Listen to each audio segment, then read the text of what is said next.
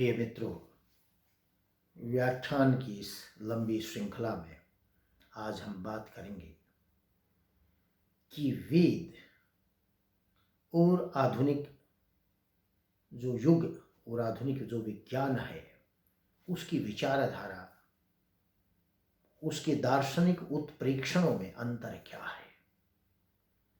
किस प्रकार से आज समाज के लिए, पृथ्वी पर रहने वाले मानवों के लिए वेद की आवश्यकता, वेद का ज्ञान अनिवार्य है और उस ज्ञान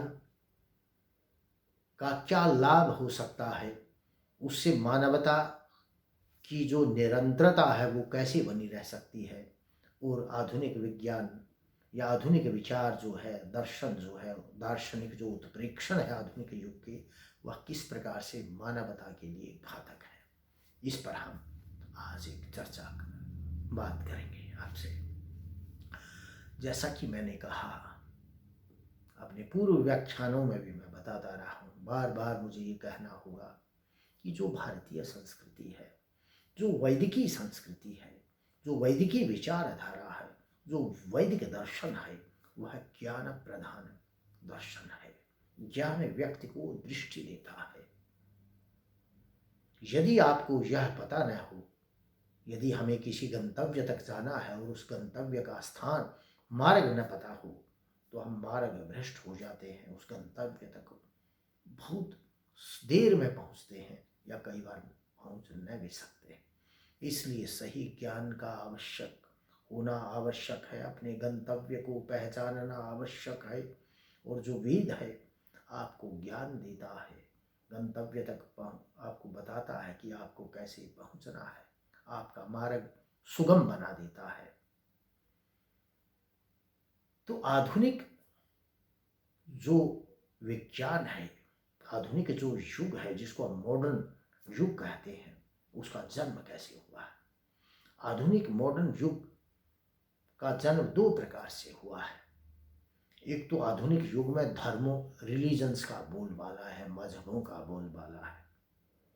तो एक तो आधुनिक जो युग को बनाने वाले आधुनिक मजहब है, रिलीजन है, और दूसरा आधुनिक युग को बनाने वाला आधुनिक विज्ञान है।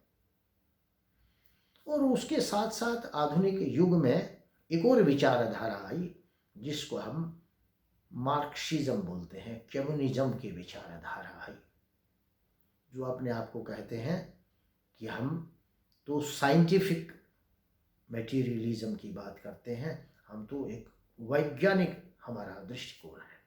तो दोनों दृष्टि से आधुनिक विज्ञान हो या कम्युनिज्म हो, या जो ये आधुनिक जो रिलीजन है, मजहब है, मजहबों से भरा हुआ पूरा विश्व, ये दो विचारधाराएं विश्व को बना रही है, विज्ञान की और रिलीजन। तो इस विश्व को बनाने वाले हैं। और रिलीजन क्या है, मजहब क्या है, वो तो स्वयं पहले ही झगड़ा उत्पन्न कर रहा है। सब जितना भी दुनिया में कलह हो रहा है, उसका जो मूल है वो रिलीजन है, धर्म है। और सारी जो झगड़ा उत्पन्न हो रहा है, उस कलह को अंतिम रूप विनाश तक पहुंचाने में सहायता कौन कर रहा है? विज्ञान कर रहा है। क्योंकि आपको ऐसे हथियार बना के दे दिए हैं कि आप झगड़ा करो और एक दूसरे को नष्ट करो। नैतिक मूल्य समाप्त हो गए हैं, धर्म समाप्त हो गया है। इसलिए राक्षसी भाव, चाहे कोई राजनेता हो, चाहे कोई बड़े से बड़ा राष्ट्र का शक्तिशाली व्यक्ति हो, सब पार्श्विक प्रवृत्तियों से भरपूर है। और उनके पास जो धर्म के अभाव में जो अंधा विज्ञान है वह उनके साथ है। उनके जो नष्ट करने का हथियार है वो अपने साथ लेकर के चल रहे, और आपको नष्ट करने के लिए मजहबी प्रपंच जो है ये पूरा व्याप्त किए हुए है पूरे पृथ्वी लोक को। तो ये आधुनिक विचारधारा है कि जिसका मूल आधार मजहब है और विज्ञान है। और वैदिकी विचारधारा क्या है?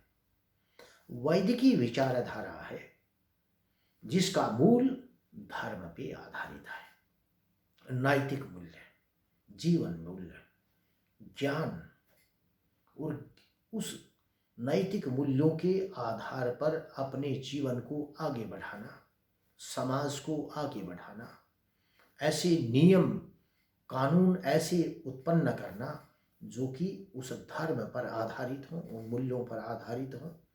ऐसे अर्थशास्त्र का निर्माण करना जो धर्मानोमिक्स हो, जो इकोनॉमिक्स न हो, जो धर्म पर आधारित हो, जिसमें शोषण न हो सके। तो वो विचारधारा, वो वेद की विचारधारा है।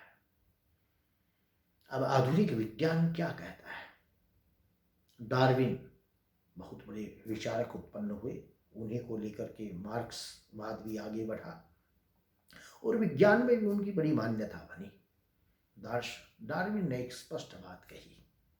डार्विन प्रकृति की बात करते हैं और कहता है कि प्रकृति के अंदर जिसमें ज़्यादा ताकत है ना, वो सरवाइव करेगा, और जो कमज़ोर है, जो अडेप्ट नहीं कर सकता है अपने आप को, वह नष्ट हो जाएगा। तो उसी प्रकार से मानवों में भी संघर्ष है सरवाइव करने के लिए। और वह संघर्ष कौन फैला रहा है? वो मजहब फैला रहे हैं। तो उस जो संघर्ष हो रहा है मानवों में, उस संघर्ष में जो शक्तिशाली व्यक्ति है वो सरवाइव करेगा, बाकी समाप्त होने वाले। अब शक्तिशाली कौन बनेगा?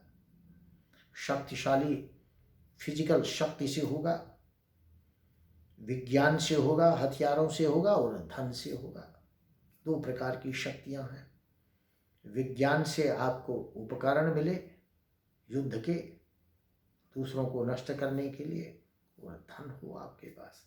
तो जिनके पास ये दो चीजें नहीं है, आधुनिक विज्ञान की विचारधारा में, वो नष्ट होने वाले हैं।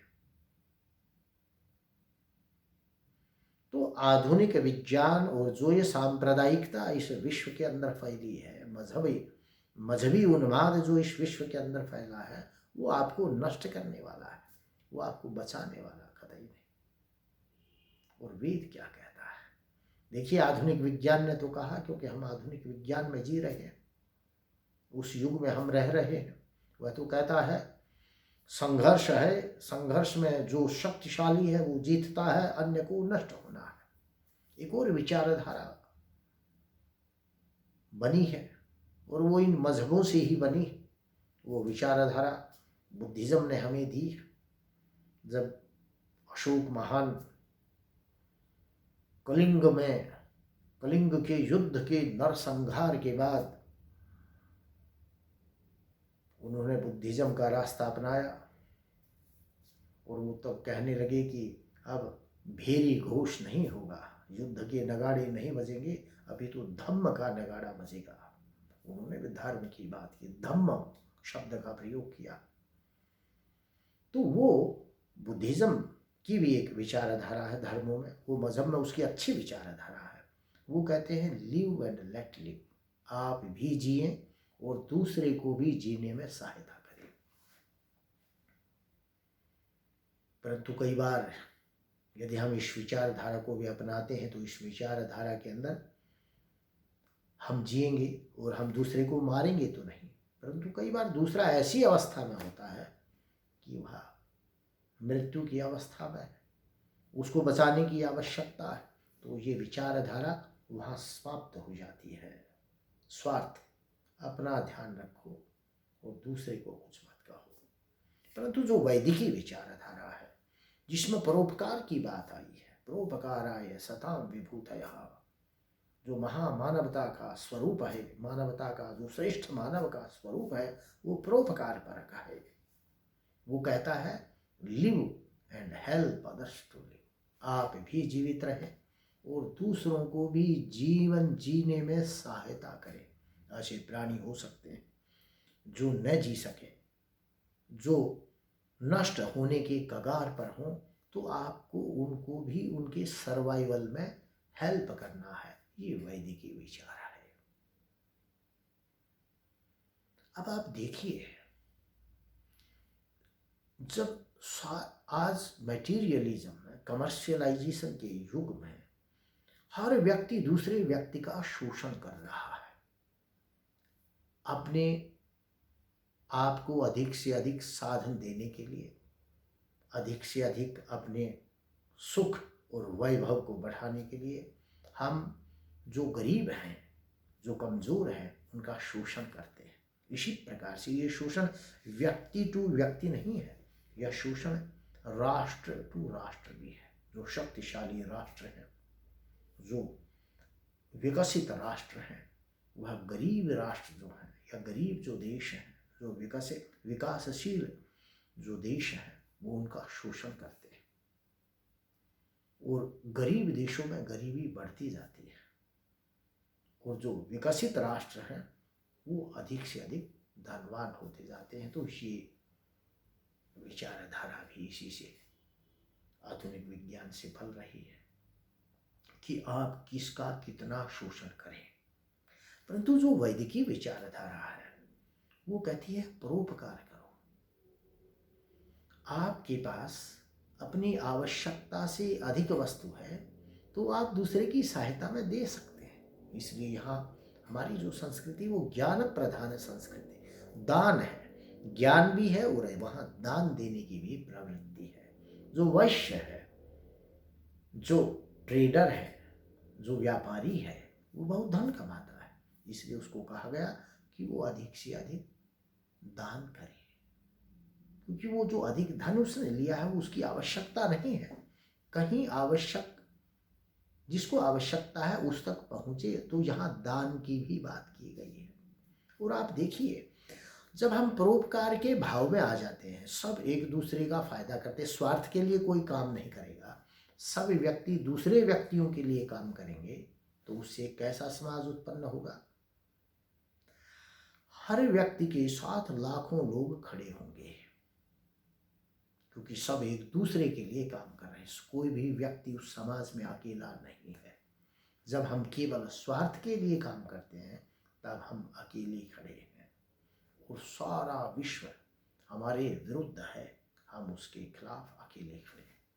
परंतु जब हम वैदिकी विचारधारा के अनुसार काम करते हैं तो सारा विश्व हमारे साथ खड़ा है, हम अकेले नहीं। कोई भी विश्व का प्राणी अकेला नहीं है। तो ये आधुनिक विचारधारा और जो वैदिकी विचारधारा है उसमें बड़ा भारी अंतर है। तो ये जो आधुनिक युग में जो हम विनाश की लीला देख रहे हैं, संसार विनाश के कगार की ओर बढ़ रहा है, परमाणु युद्ध, कितने घातक मिसाइलें, उनके परीक्षण किए जा रहे हैं, ये सब आधुनिक विचारधारा का साइड इफेक्ट्स हैं, आधुनिक विज्ञान के साइड इफेक्ट्स हैं।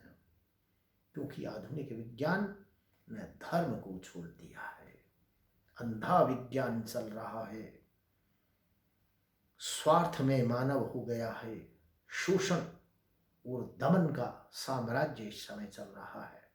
इसलिए जब तक वेदों की ओर हम नहीं लौटेंगे, वैदिक सभ्यता, वैदिक दर्शन, वैदिक विचार को हम जीवन में नहीं अपनाएंगे, हम कभी उन्नति नहीं कर सकते। न किसी राष्ट्र का विकास होगा, क्योंकि सब राष्ट्र एक दूसरे को नष्ट करने में तुले हुए हैं। परंतु दूसरी जो विचारधारा है, जो शाश्वत दर्शन है, जो आर्ष दर्शन है, जो ऋषियों की विचारधारा है, जो वेद की विचारधारा है, वह एक दूसरे को सहायता करने के लिए है। तो ये दोनों विचारों में अंतर है। जब तक हम ये सारे दृष्टिकोण परक बातें समझ नहीं सकते हैं, हमें भारतीय दर्शन का मूलभूत ज्ञान नहीं हो सकता। इसलिए इस व्याख्यान और श्रृंखला को हमने बनाया है ताकि अनेक अलग अलग विषयों पर जो जो वैदिक विचारधारा है, क्योंकि वेद को छोड़ के भारत में भी जो विचारधारा है सब गलत है। जितना भी दार्शनिक संप्रदाय इस देश में उत्पन्न हुआ वो सब वेद को आधार बना के चलता है, और यदि कोई वेद पर आधारित नहीं है तो वह सब